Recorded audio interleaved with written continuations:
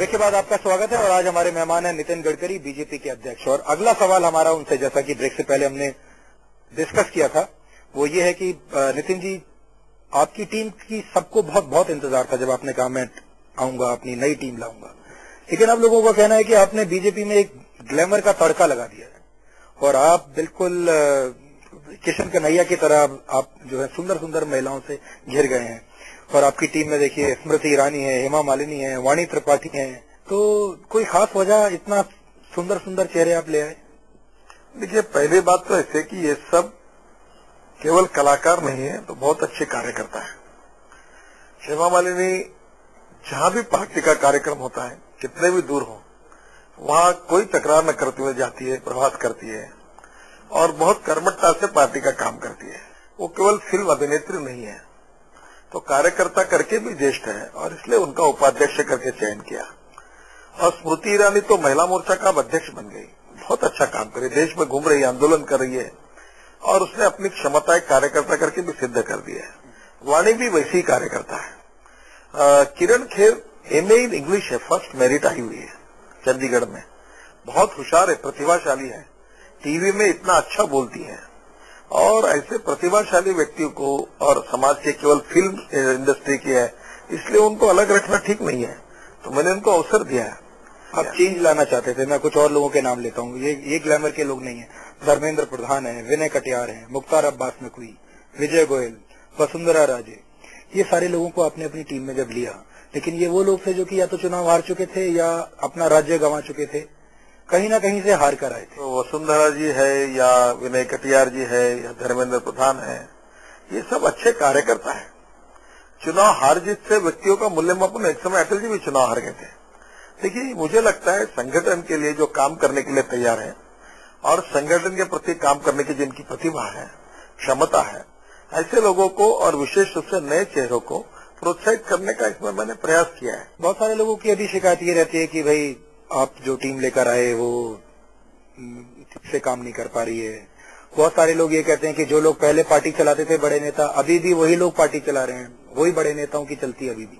मैं सभी को विश्वास में लेकर, सभी को कार्य का अवसर देकर, सभी को साथ में लेकर काम करना चाहता हूं। और जहां मुझे उचित लगता है वहां अगर निर्णय करना है कोई, तो मैं करने के लिए हिचकिचाहट भी नहीं करता, मैं निर्णय भी करता हूं। जी, अभी मेरे पास एक पेपर है जिसमें आफ्टर दिसंबर 2009 उपलब्धियां गिनाई गई हैं।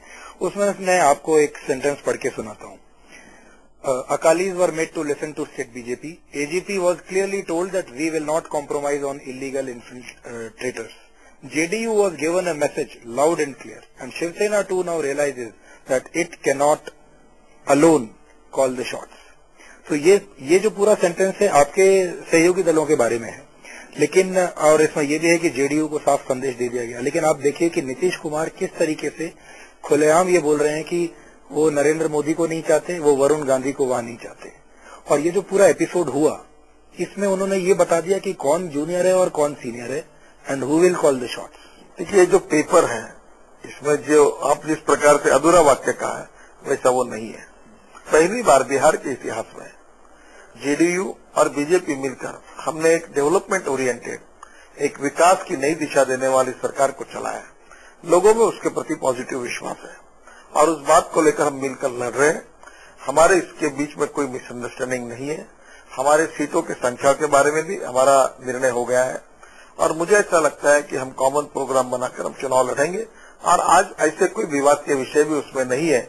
अच्छा, चलिए अब मैं आपसे ये पूछता हूँ कि बिहार के विकास के लिए मान लीजिए आपको ये फैसला लेना पड़ा कि नरेंद्र मोदी वहां नहीं जाए, क्योंकि वहां नहीं चाहती आपकी सहयोगी पार्टी, वरुण गांधी वहां नहीं जाए, तो आप बिहार के विकास के लिए इतनी कुर्बानी देने को तैयार हैं आप इन दोनों नेताओं को? पहली बात ऐसी है कि बिहार के चुनाव में प्रचार के लिए भारतीय जनता पार्टी से कौन जाएगा, इसका निर्णय भारतीय जनता पार्टी का बिहार का यूनिट करेगा। हमारा निर्णय कोई दूसरे लोग या दूसरी पार्टियां नहीं करेंगे। यानी ये लोग जाएंगे। और आज भारतीय जनता पार्टी में 100-150 नेता है, वहाँ किसकी उपयोगिता है, किसको बुलाना, ये तय करेंगे। जिसको बुलाएंगे वो जाएंगे। आज तक जितने राज्यों में चुनाव हुए, सभी राज्यों में कोई मोदी प्रचार के लिए गया ऐसा नहीं हुआ है, न वरुण गांधी गए ऐसा नहीं हुआ है, न हर राज्य में अरुण जेटली गए ऐसा नहीं हुआ। पिछले लोकसभा चुनाव में मैं मोदी जी के साथ काफी घूमा हेलीकॉप्टर में, और मुझे जहां तक याद पड़ता है वो तकरीबन हर बड़े राज्य में गए।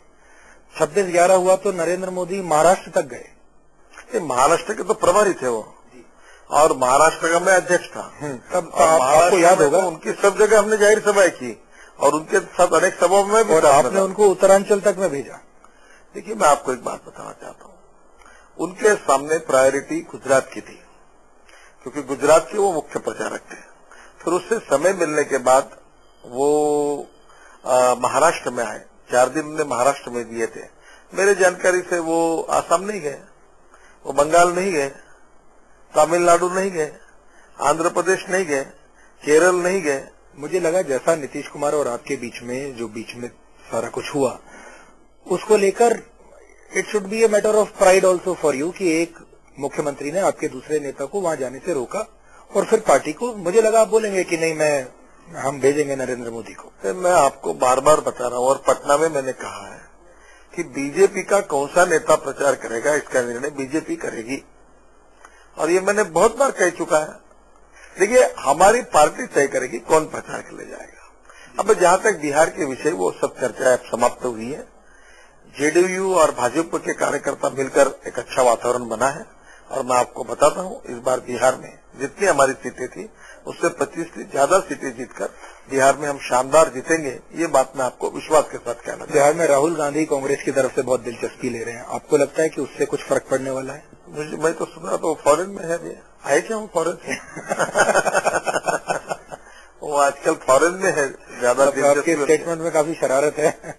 मुझे पता नहीं, क्योंकि मैं पार्लियामेंट के पहले 1-2 सप्ताह नहीं थे, आए कि नहीं मुझे पता नहीं। देखिए, वो जहां बट अगर आ भी जाएंगे तो आपको लगता है कुछ? देखो, वो कांग्रेस पार्टी के नेता है और उनका अधिकार है और उनकी जिम्मेदारी है, वो जिस राज्य में जितना इंटरेस्ट लेना वो ले, हमको उसकी कोई चिंता नहीं है। और उनके इंटरेस्ट लेने के बाद भी हम बिहार जीते हैं, उनको इंटरेस्ट लेने के बाद भी कांग्रेस पूरी तरह से उत्तर प्रदेश में हारी है। मुझे लगता है वो अपने पार्टी की बात कहने के लिए जाए, ये उनका अधिकार है। मुझे लगता है वो उनका अधिकार का काम वो करें, हमारा काम हम करेंगे, और जनता की अदालत में जिसका फैसला होगा उसका होगा। नितिन जी से हमारी बातचीत जारी रहेगी, और एक छोटा सा ब्रेक हम ले रहे हैं, लेकिन ब्रेक के बाद हम बात करेंगे केंद्र की राजनीति की, क्योंकि अक्सर हमने ये बात भी सुनी होगी, आपने भी सुनी होगी, बहुत सारे लोग ये कहते हैं कि वीक ऑपोजिशन है यहाँ केंद्र में, और इसी की वजह से इसी का लाभ मिल रहा है यूपीए की सरकार को। क्या वाकई में विपक्ष कमजोर है? ये हम पूछेंगे नितिन जी से ब्रेक के बाद।